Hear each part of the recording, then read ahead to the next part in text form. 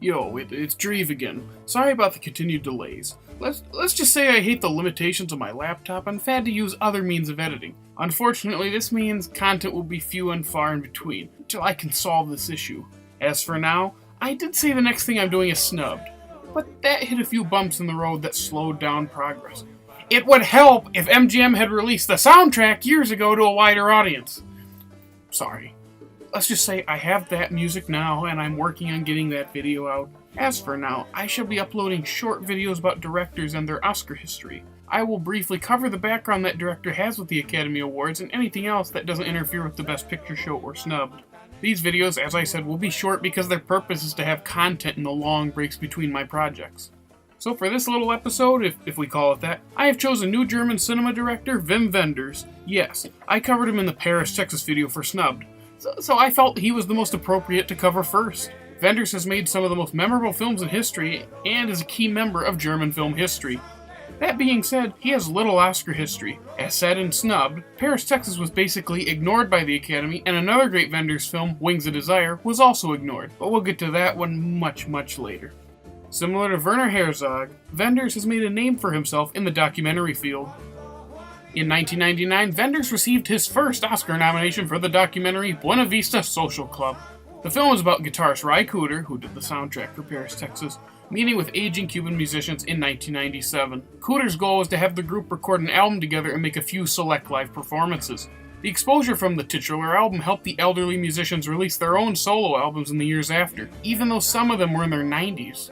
Unfortunately, the film would lose the award to One Day in September, an account of the murder of the Israeli athletes at the Munich Olympic Games, also retold in Steven Spielberg's Munich. For years, dancer and choreographer Pina and Wenders had been discussing a collaboration that captures her innovative ballets. Unfortunately, Bausch died just days before production was to begin. As a tribute, Wenders and Bausch's company of dancers made the film Pina in 2011, using little spoken dialogue, various individual dances, and elaborate recreations of Pina's greatest works.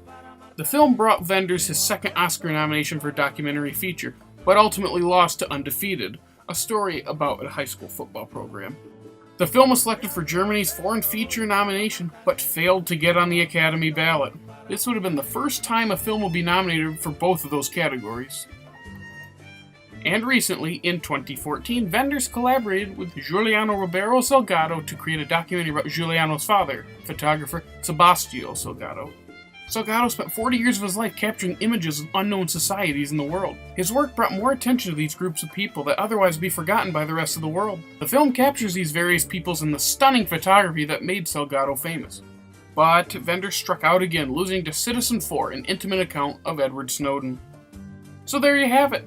So far, as of 2016, Wim Wenders has been nominated for 3 Oscars, all for documentaries, and has lost all 3. Hopefully, in the future, he'll receive Academy recognition for the work he's done for film.